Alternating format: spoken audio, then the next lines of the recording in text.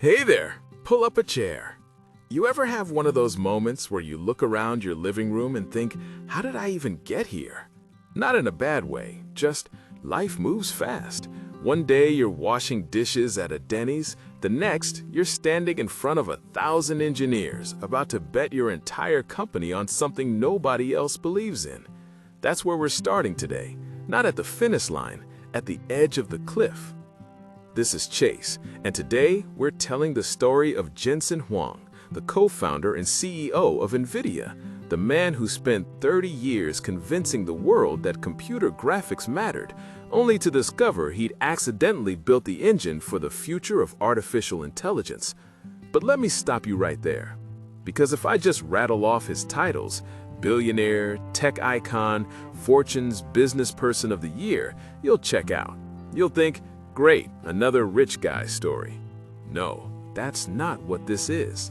This is a story about a kid who never stopped asking what if, an immigrant who learned to see the world differently because he had to, and a CEO who, at the lowest point of his career, looked at a dying market and said, no, I think we're just early. So let's go back. The Denny's booth where it all started. Imagine it's 1993. You're 30 years old. You've got a decent job at a chip company. You've got a wife, a young family, a mortgage probably. And two of your friends invite you to a Denny's at 11 p.m. to talk about starting a business. Not a software company, not something safe, a graphics chip company. Here's the problem. By 1993, there were already nearly 30 graphics chip companies. Most were failing. The big players like IBM and HP thought 3D graphics were a toy, and the conventional wisdom, the future is integrated graphics. One chip does everything. Jensen and his co-founders, Chris Malachowski and Curtis Preem, disagreed, but they couldn't afford to be wrong. Here's what I love about this part of the story. Jensen didn't quit his job the next morning. He didn't write a grandiose manifesto. He kept showing up to Denny's, night after night, drinking coffee, sketching architectures on napkins. And here's the first lesson just sitting there quietly. Big decisions don't always feel dramatic in the moment. Sometimes they feel like a fourth cup of coffee at 1 a.m. They raised $20 million, they hired 40 people, and then they made a choice that almost killed them before they even started. The first betrayal. NVIDIA's first product was called the NV1, and it was a beautiful disaster. Here's the technical version. They tried to do too much. The NV1 did 3D graphics, but it also did audio, game controller input, even video playback. It was an all-in-one wonder. Except it wasn't compatible with the industry standard. Microsoft had just released a new graphics interface called DirectX. NVIDIA ignored it. They thought they knew better, and the market punished them brutally. The NV1 flopped hard. Within 2 years, the company went from 40 employees to less than that. They laid off more than half their staff. Jensen later said, "We ran out of money more times than I can count." Imagine the weight of that. You're the CEO, you have families depending on you, investors who trusted you, and your grand vision, it's a paperweight. Here's where most people quit. Not metaphorically, actually quit. They update their resume, they call headhunters, they tell themselves it was a learning experience. Jensen did something different. He walked into a room with his remaining engineers and said, "We bet on the wrong horse. We fix it or we die." No blame, no excuses, just a decision. The pivot that changed everything.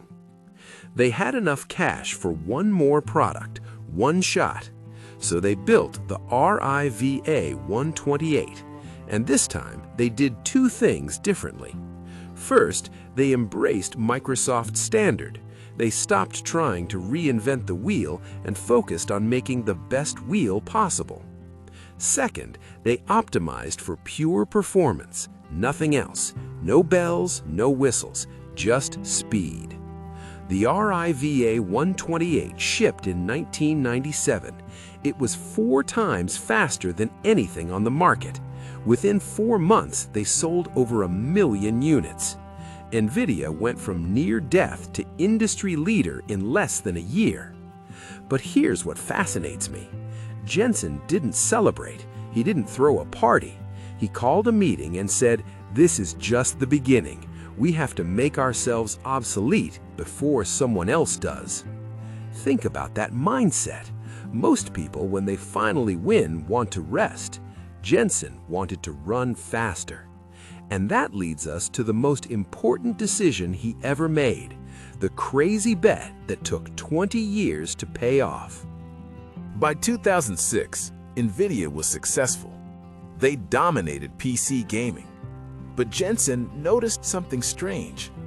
Game developers were starting to use graphics chips for non-graphics problems: medical imaging, oil exploration, physics simulations.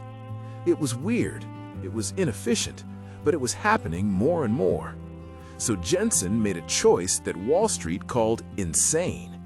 He ordered his engineers to redesign NVIDIA's entire architecture, not just for graphics, but for general-purpose parallel computing. He called it CUDA. Here's what that meant. Every chip they sold from then on would have extra hardware that most customers would never use for years. It added cost, it added complexity, and for nearly a decade, it added almost zero revenue. Analysts hammered him. Why are you wasting shareholder money on something nobody asked for? Quarter after quarter, NVIDIA's profit margins suffered because of CUDA. But Jensen didn't flinch. Here's the behavior lesson hiding inside this story. Real conviction looks boring for a very long time. It doesn't look like a press conference. It looks like showing up every day to build something the world isn't ready for yet. And then, around 2012, something shifted. Researchers discovered that CUDA was perfect for running deep learning algorithms, the foundation of modern AI. Suddenly, NVIDIA chips weren't just for video games. They were for teaching computers to see, to listen, to think. By 2016, every major AI lab in the world was built on NVIDIA hardware. OpenAI, Google, Facebook, Amazon, all of them. That bet Jensen made in 2006, the one everyone called a mistake, became the most valuable strategic decision in tech history. The practical lesson you can use tomorrow. Okay, let me land this for you, because I know what you're thinking. That's great for Jensen. I'm not building a chip company. Fair, but here's the pattern underneath the story. Behavior lesson. Jensen refused to optimize for quarterly approval. He optimized for a hypothesis about the future. That's uncomfortable. It means looking stupid for a while. But you can do a smaller version of this tomorrow. Ask yourself, what am I doing today that won't pay off for 6 months, but will change everything when it does? If the answer is nothing, that's a signal. Mindset principle. He treated failure as data, not identity. The NV1 flopped. He didn't become a flop. He asked, what did we get wrong, and moved forward. You can do that this week. Separate your results from your worth. Risk insight. The biggest risk isn't failure, it's winning the wrong game. NVIDIA could have stayed a gaming company. They'd be fine. But Jensen saw a bigger game and took the risk of losing short-term profit for long-term impact. Ask yourself, what game am I winning that doesn't actually matter? And here's one practical action right now. Identify one skill, tool, or project that seems too early for your industry. Spend 30 minutes this week learning about it, not mastering it, just understanding. Jensen didn't build CUDA overnight. He just stayed curious about a weird trend until it became obvious to everyone else. Where he is now. Today, Jensen Huang is worth over $100 billion. NVIDIA is one of the most valuable companies on earth. And when he gives speeches, he still starts with the Denny's booth. He still wears his signature leather jacket. He still talks with that quiet intensity, and he still runs the company like they're one bad quarter from extinction. Because here's the truth he learned, and I want you to sit with this. Success doesn't remove uncertainty, it just raises the stakes. Jensen didn't win because he was the smartest guy in the room. He won because he stayed in the room longer than everyone else, because he treated setbacks as tuition, because he was willing to look crazy for 20 years until the world caught up. So here's my question for you, sitting in your living room right now. What's the thing you believe in that everyone else thinks is too early? And what would happen if you just started building it anyway? This is Chase. Thanks for listening. Let's do it again next time.